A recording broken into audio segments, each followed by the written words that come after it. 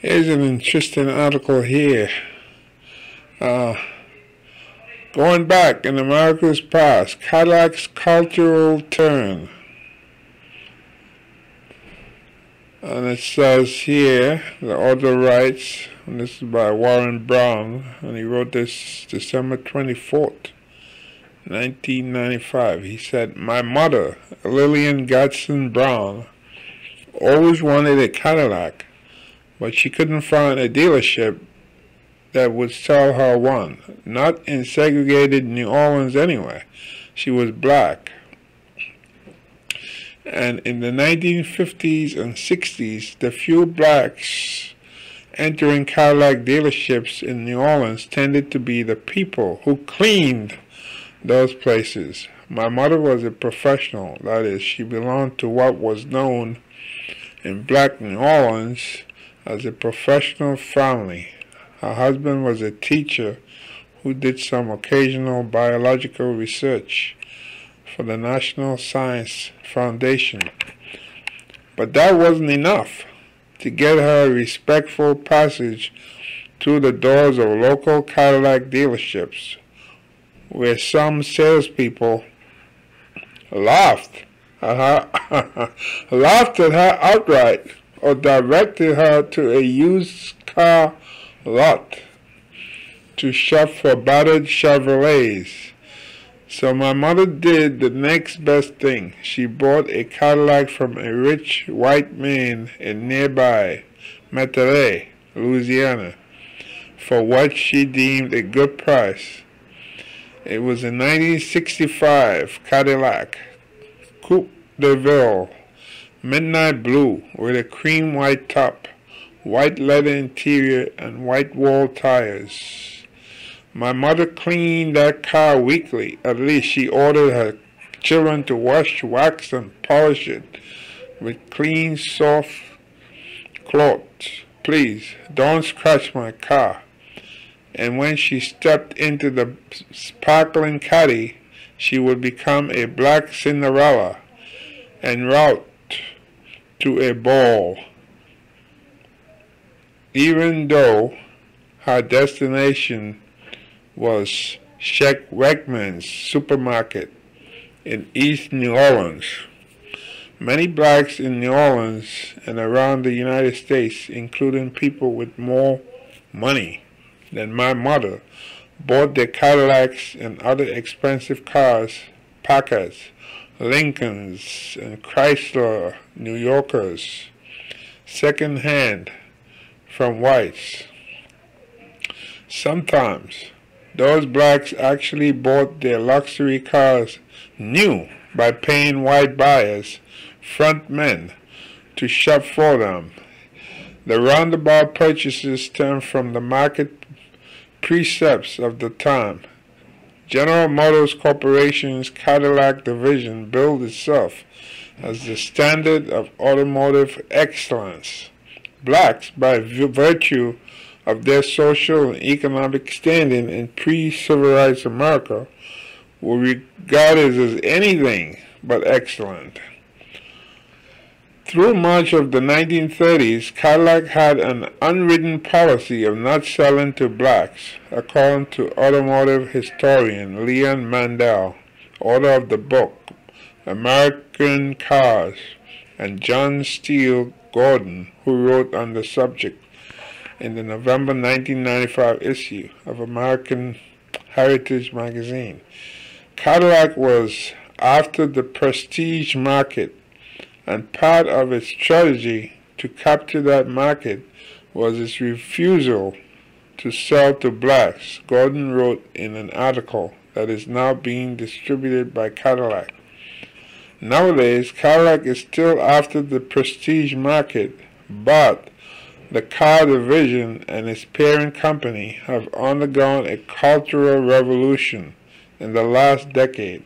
In the process, Cadillac has re-examined its notion of prestige.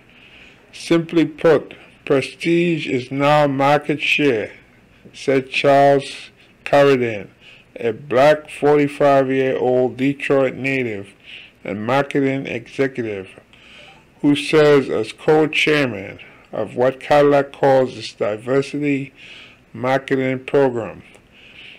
Carradine said his parents too encountered problems in trying to purchase Cadillacs. But now we are leading the automotive industry in diversity marketing. We are going to be used as a template for all of GM's marketing strategies in reaching out to African Americans, Hispanics, women, and people with disabilities, Carradine said. What's changed is that General Motors has decided to pay attention to what Cadillac service manager Nicholas Drystad tried to tell the company in the 1930s. Drystad noticed that affluent blacks who never appeared in Cadillac new car showrooms were bringing their cars in for service. He discovered that many of those black-owned Caddies were bought by white frontmen. Drystad urged GM's top executives to begin marketing Cadillacs directly to blacks, or at least allow them to come into the showrooms. GM and Cadillac accepted Drystad's suggestion, a move that helped to boost Cadillac sales in the mid and late 1930s. In the midst of the Great Depression, Drystad was promoted to general manager of the Cadillac division, White Excellence. But with a resurgence of the economy in post-World War II America came a resurgence of ethnocentrism that once again defined excellence as white, as evidenced by all of Cadillac's print and television advertisements of the period. Not one of those hundreds of ads showed blacks or members of any other minority groups, for that matter, buying or owning Cadillac cars. Certainly, Cadillac was not alone in exclusionary advertising. Practically all of the automotive advertisements of the 1940s through the 1970s showed whites only. That was the history. That was the way we were, said William J. O'Neill, a former Cadillac spokesman, who now handles public relations for GM Chevrolet division. Explained O'Neill, there are now 36 million owners of Chevrolet Geo cars and trucks. In the past, in our eyes, we probably would have classified all of those people as looking alike, essentially white and Midwestern. Well, we have changed, O'Neill said. We have done research. We now realize that not only do those people not look alike, but they don't always speak the same language, nor do they shop for vehicles or look at prices the same way or have the same values. But all of those people do have one thing in common. They all want cars and trucks. And we want to be the people to sell them those cars and trucks, O'Neill said. Reaching all of those different groups, speaking directly to them, is important for any automaker trying to make headway in a U.S. auto market that is growing by a scant 0.5% annually, said Tad Malesh, a senior consultant and analyst at J.D. Power and Associates, a market research in Agora Hills, California. They are facing economic reality, Malesh said, of the automakers' diversity and marketing efforts. They are in an environment where overall auto sales can't grow a great deal, which means they have to increase their sales by increasing marketing efficiency. They have to do a better job of targeting specific groups, women, minorities, etc., Malesh said. All of those people have been car buyers for years, But for years, the auto industry has been wedded to a mass marketing concept that spoke to buyers as if they were a monolith. Malesh said, that practice has hurt domestic car companies among blacks who for decades have been strong supporters of U.S. automakers. Blacks have been remarkably loyal customers of the U.S. car industry over the years, considering the way Detroit treated them in the past. And although blacks have increased their purchases of foreign cars in recent years, they have done so at a far slower rate than the country as a whole. Domestics have the largest share of black buyers, but that share over the years has remained flat, Malesh said. In 1989, for example, blacks accounted for 3.2% of all new domestic passenger cars sold in the United States. They accounted for 3.3% of those sales in 1995, according to power estimates of minority auto purchasers. The effort to woo minority buyers these days is driven by one color only, said Malesh, green. And that's green for the U.S. currency. Minority marketing experts such as Jorge Lascano agree. The fact is that you have 26 million Hispanics in the United States, which means that, numerically, you have a larger potential market than you have in Canada, said Lascano, president of the Miami-based Lascano Associates Incorporated, one of the largest Hispanic marketing firms in the country. Lascano's company handles Hispanic marketing initiative for Chevrolet, as well as for a number of other big-name clients, including Pillsbury Company and Stouffer Food Corporation. Doing serious research, ethnic or diversity marketing, both of which live under the rubric of relationship marketing, does not mean translating mass market messages from English to Spanish, Lascano said. It means doing serious research, find out what works in one community versus another. It also means paying a lot of attention to differences within a group, Lascano said. People say Hispanics, but some Hispanics prefer to be called Latinos, Lascano said. Hispanics, Latinos include Cubans, Colombians, Mexicans, Puerto Ricans, and others, all of whom may speak the same language, but who have different cultures, he stressed. The key to addressing cultural differences successfully is to appeal to them without stereotyping the target audience or alienating the general population, Lascano and Carradine said. For example, all of Cadillac's research among blacks says that we don't want to be singled out or treated differently. It simply says that we want to be included and treated as a real part of America, Carradine said.